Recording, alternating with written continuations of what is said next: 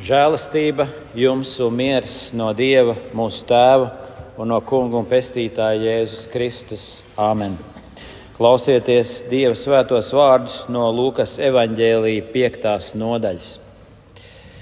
Tie Jēzum sacīja: Jāņa mācekļi bieži gavē un Dievu lūdz, tāpat arī farizeju mācekļi, bet tavējie Jēzu ēd un dzer.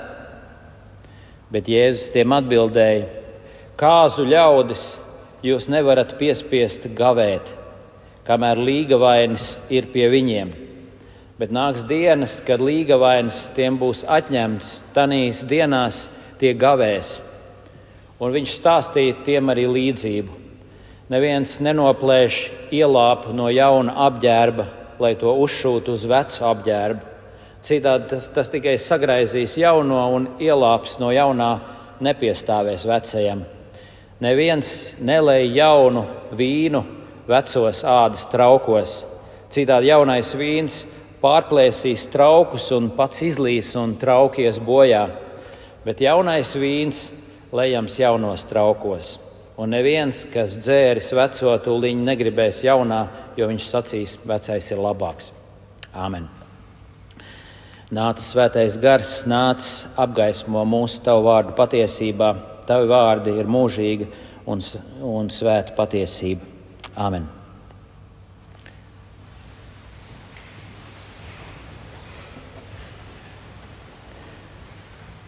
Kas tad ir un kur tad ir tas Jēzus mācekļu svētums?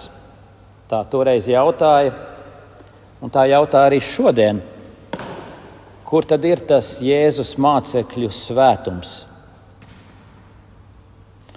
Jo pasaule neierauga kristiešos neko īpašu.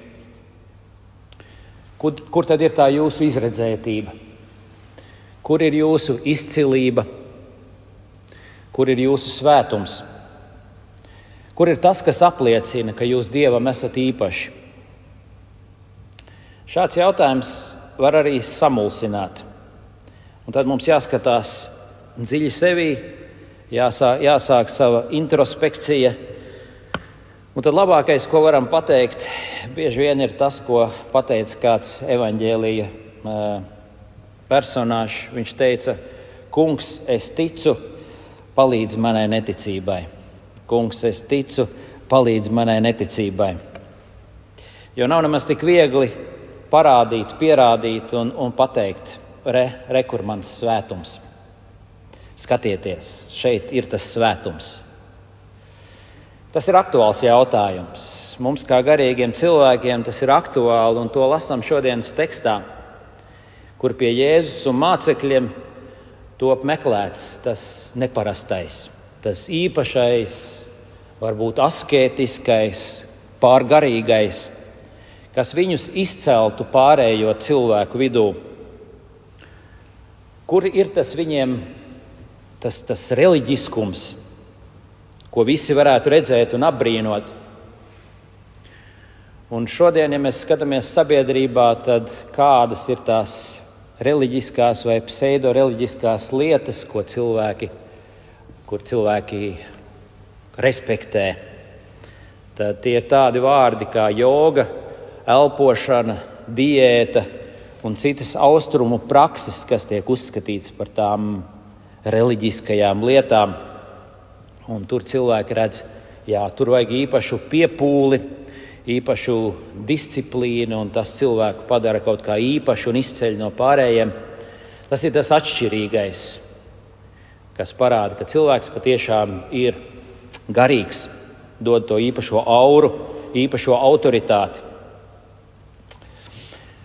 Tajā laikā kaut ko tādu un atšķirīgu pie Jēzus un mācekļiem meklēja farizēji, bet viņi teica: mēs neatrodam jūsos un jūsu mācekļos to īpašo. Piemēram, Jānis Kristītājs. Jānis Kristītājs, tā bija cita lieta. Viņš bija acīm redzami atšķirīgs. Viņš bija cita ceļa gājējs.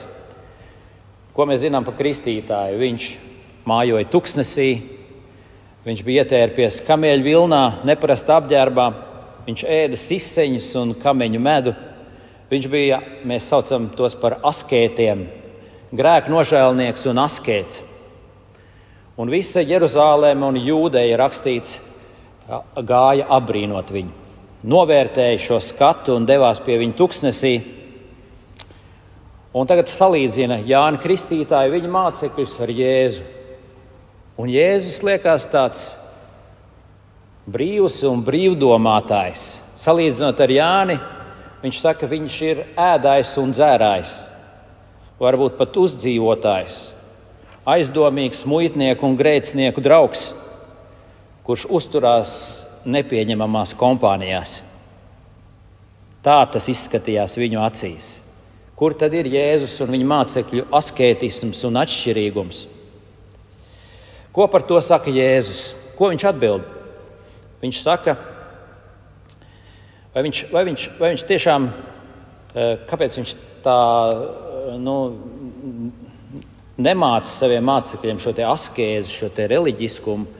Vai viņš saka, ka vecās askētiskās tradicionālās dievbijības formas būtu liekulīgas vai tās ir nederīgas? Nē, viņš to nesaka. Problēma, tā teikt, nav praksēs un metodēs. Problēma šeit nav, ka vieni ir centīgāki un disciplinētāki. Piemēram, par Jāņa praksēm, par Jāni pašu Jēzus neteica nevienu slikta vārdu, tikai labu. Un Jānis ar savu izredzēto lomu bija īpašs, bet, kad Jēzum bija jānovērtē, kas ir Jānis, ko viņš teica? Jānis ir lielākais no tiem, kas no sievām dzimuši. Tātad no dabiskiem cilvēkiem, no dabiskiem reliģiskiem cilvēkiem viņš ir lielākais, kas no sievas dzimis. Bet viņš ir kas? Viņš ir mazākais Dieva valstībā. Tāda bija tā atšķirība. Tā ir kvalitatīva atšķirība, par ko mēs tagad runāsim.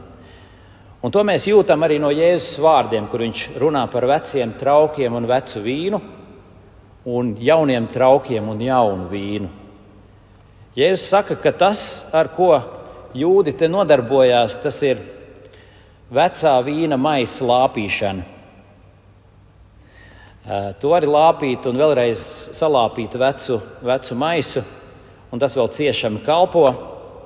Un tur var arī ieliet vecu vīnu, un tas maiss varbūt turēs. Bet tādā maisā jūs nevarat ieliet jaunu vīnu, jaunu, dzīvu, aktīvu vīnu, tas saplēsīs veco maisu. Tāda ir tā Jēzus līdzība.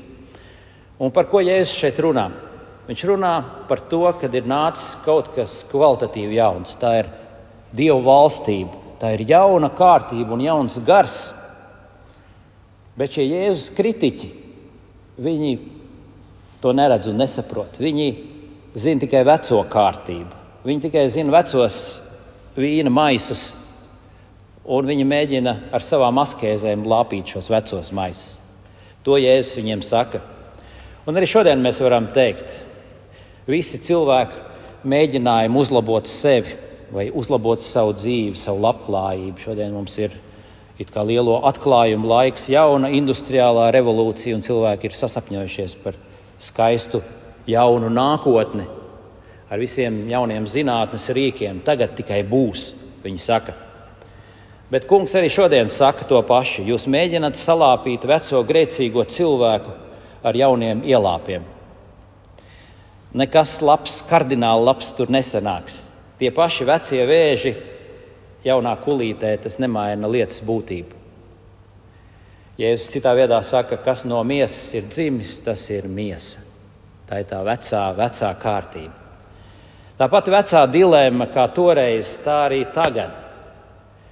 Un Jēzus būtībā ir vienīgais, kas ienāk šīs vecās pasaules vidū kā kaut kas pilnīgi cits, pilnīgi jauns. Un šo atšķirību cilvēki nav īsti sapratuši ne tajā laikā, ne arī šodien. Un to viņš šeit māca saprast, ka te nav runa par kaut kādām svētuma gradācijām, par pakāpēm. Jēzus nāk un reprezentē šo jauno pasauli, debesu valstību, jauno kārtību. Kā mēs zinām no mūsu mācībām, vecā derība bija tikai tā kā ēnas Tās bija tikai nojautas par to, ka nāks kāda patiesu lietu kārtība. Un arī visi pagānu sapņi un šodienas cilvēku sapņi par ideālo pasauli, tās bija nojausmas par kaut ko patiesu, bet nav paša cilvēka spēkos to sasniegt. Ar saviem vecajiem ielāpiem vai ar jauniem ielāpiem tu nevari salāpīt šo pasauli. Un to mēs redzam arī lasot veco derību, ka tad, kad mācīja kaut ko, tad, kad pravieši mācīja visu lietu piepildījumu, viņi teica, nāks kaut kas pilnīgi jauns. Viņš gatavoja visas lietas Kristum, ka Kristus būs tas jaunās pasaules nesējs, un viņš būs nesalīdzinām pārāks, labāks un pilnīgāks par jebko, ko šī pasaule redzējusi. Viņš nāks un atcels veco kārtību, viņš sāks jaunu. Un to viņš arī Dievs saka caur praviešiem. Redzi, es visas lietas daru jaunas. Un tas būs laiks, kad nebūs laika vairāk veciem ielāpiem, veciem maisiem, vairs nebūs jālāpa vecais, bet viss tiks darīts jauns. Mēs prasām, vai tad vecajā derībā nebija atrodama gudrība. Protams, ka bija Salamans, vai ne? Gudrākais cilvēks virs zemes. Pie viņa brauc klausīties no tālām un tuvām zemēm. Bet, kad nāk Jēzus, par viņu saka, šeit jums ir daudz vairāk nekā Salamans. Mēs varam prasīt, vai vecajā derībā nebija labas un dievbijīgas valdīšanas? Atbilde bija. Bija ķēniņš Dāvids, varens jūdu valdnieks, ko jūdi piemin vēl šodien. Bet tad, kad nāk Jēzus, tad mēs dzirdam, te jums ir daudz vairāk nekā Dāvids. Viņa valstība būs nesalīdzinām pārāka par jebkuru citu. Tāpat arī pravietis Jona, piemēram, atcerieties, kuru aprīja lielā zivs, un 3 dienas viņš pavadīja zivs vēderā, tad viņš tika izspļauts ārā, brīnumainā veidā atguva dzīvību. Un, lai cik tas arī bija iespaidīgi, tad īstā lieta, par ko šis stāsts vēstīja, ir par Jēzus nāvi un Jēzus pavadīto laiku 3 naktis kapā un nāvē, pēc kā sekoja augšām celšanās dzīvībā, jauna dzīvība. Te jums ir daudz vairāk nekā Jona, kaut kas kvalitatīvi atšķirīgs un pārāks. Vārdu sakot, viss, ko cilvēks vien var izdomāt, un arī paši labākie vecās derības stāsti, pats labākais un izcilākais, kas iepriekš un kas bija un kas būs, tas ir tikai vecs vīns un veci ādas maisi. Jo tad, kad nāk Jēzus, viņš nāk un nes kaut ko nesalīdzinām augstāku un pārāku.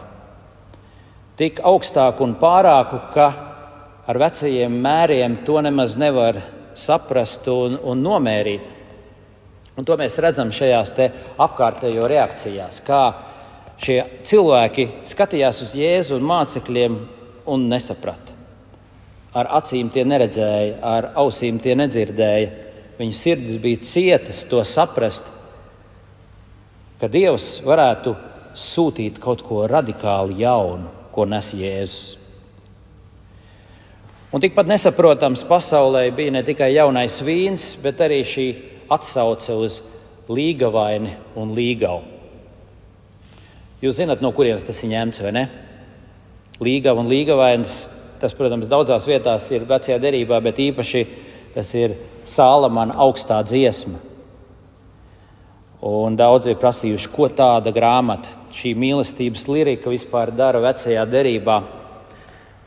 Bet mēs sakam, ka tā ir tīrās, debesšķīgās, dievišķās mīlestības lirika. Un ka tā izteic to un izdzied to jaunās, reibinošās, priecīgās attiecības, kas ticīgajiem ir ar savu kungu. Vai pasaule spēj tās saprast, šīs te jaunās, priecīgās, reibinošās attiecības, kas ticīgajiem ir ar savu kungu? Pasaule to nespēja. To saprot tikai ticīga dvēseli, kas pati ir dzimusi no Dieva un kas ir mīlestības vienībā ar savu kungu, tā līksmojās un priecājās par savu vienību ar līgavaini, tā mēs esam vienoti ar savu kungu. Un arī šajā rakstu vietā mēs lasām, šie apkārtējie cilvēki, viņi mēģināja nomērīt Jēzu mācekļus ar savu veco pasaulīgo mēru un standartu. Viņi joprojām gribēja likt šos vecos ielāpus, bet te bija nācis kaut kas pilnīgi jauns. Līgavains bija atnācis. Viņš veda savējos kāzu namā, un mēs esam tā līgava, mēs ticīgie, mēs varam priecāties par šo kāzu mīlestību, kurā esam aicināti. Mums ir šis jaunais reibinošais evaņģēlija gars, ar to esam pārņemti. Un tas ir kaut kas pilnīgi cits nekā vecās tradīcijas, vecās askēzes un dievbijības formas. Te jaunais debesu valstības saturs, kuru pasauli nepazīst. Jēzus kādā vietā mācekļiem saka, jūs vēl esat pasaulē, bet jūs neesat no šīs pasaules. Jūs piederat debesu valstībai. Un tā Jēzus šeit saka, kāzu ļaudis nevar piespiest gavēt, kamēr līgavainis ir pie viņiem.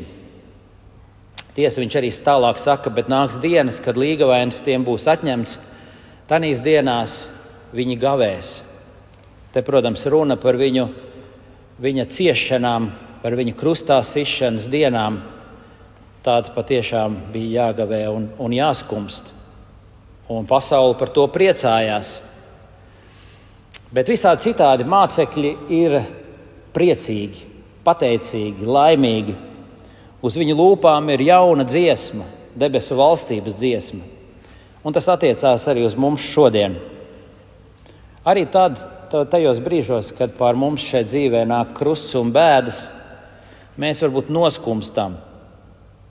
Bet tās nav pasaulīgas skumjas, tās ir dievišķas skumjas, kas ved uz atgriešanos, un atgriešanās pie Dieva vienmēr ir priecīga. Un dzīvojot šai pasaulē, mēs sakam, šī pasaule man ir krustā sista, un es esmu krustā sists šai pasaulē. Šie vārdi, apustuļu vārdi, kas apliecina mūsu brīvību no šīs pasaules. Šī pasaule man ir krustā sista, un es esmu pasaulē krustā sists. Tā kā es neesmu atkarīgs no šīs pasaules kārtību. Tāpēc mēs varam teikt, kristietis ir priecīgs cilvēks. Kaut arī mēs ziemeļnieki maz smaidam un maz priecājamies, bet mēs kristieši zinām šo iekšējo prieku. Mēs esam kāzu līksmie dalībnieki. Mums ir piešķirti jauni ādas trauki un jauns vīns. Mums ir jaunas attiecības ar debesīm un savā starpā. Mums ir jaunais mērs un standarts. Mēs nedzīvojam pēc vecās askēzes un dievbijības formām. Un arī tas, ka mēs atgriežamies ikdienas, ik dievkalpojumu, tas ir priecīgs notikums. Mēs atgriežamies pie Dieva, mēs saņemam piedošanu, mēs atgriežamies pie viņa galda un saņemam viņa miesu un asinis. Un mums tiek pasludināts, kas bijis ir pagājis. Viss ir tapis jauns. Jūs esat atjaunoti. Ikdienu, ik svētdienu mums šis te jaunums tiek atgādināts. Mums ir debesu valstības jaunums. Kad viņa saule lec, mums ir jāatver logi un jāizslēdz gaismas. Vecās spuldzes tad zaudē savu spožumu, un tā mums ir jāskatās uz savu dzīvi. Mums ir debesu valstības saule pār mums uzlekusi. Kungs un glābējs ir pieskāries mūsu dzīvei ar savu atjaunojošo, svētdarošo, dzīvinošo spēku. Un tādā veidā mēs tiekam atkal un atkal stiprināti. Tātad šis te prieks, miers, laime un līksmība, ko mēs esam sajutuši caur evaņģēliju, tas ir tas jaunais. Jaunais, kas atgādina mums, kas mēs esam, kam mēs piederam. Tā ir mūsu patiesā identitāte. Kaut pasaule to neredz un nesaprot, šo neredzamo svētumu, mēs tam stipri ticam. Mūsu dzīve ir apslēpta Kristū. Tāpēc mēs staigājam šajā pasaulē droši un nešaubīgi. Mēs dzīvojam savos ikdienas darbos, un tas var neizskatīties nekā īpaši. Tas, ko tu dari savā ikdienā, tas varbūt nav svētuma apdvests, tā ka visiem būtu jābrīnās. Tu dzīvo savā aicinājumā. Tu esi mājās, tu esi darbā, tu esi skolā, tu esi šeit baznīcā. Tev nav nekādas ārkārtējas lietas jādara, jo Kunga svētums ir sirdī, un viņš slepenībā redz, ka tu dzīvo ticībā, ka tu dzīvo mīlestībā uz Dievu un uz savu tuvāko, savā ģimenē, audzinot bērnus, kā vecāki vai vecvecāki, vai savā darbā, vai skolā, vai sabiedriskā dzīvē, lai kurā vietā jūs būtu likti, jūs ejat kā Dieva svētie, kā viņa aicinātie, kā viņa izredzētie. Un Dievs jums ir devis īpašu vietu un lomu un īpašu svētumu, kaut arī tas nav redzams ārēji. Visās šajās vietās jūs esat apžēloti. Un katru jaunu dienu jūs dabūnat jaunu sākumu. Katru jaunu dienu Dievs apsedz jūs savā žēlastībā. Viņš šķīstī un svētī visas lietas ar savām asinīm. Un tas ir tas jaunais vīns, tā ir tā jūsu apslēptā ticības un svētuma dzīve. Ticiet tam. Āmen.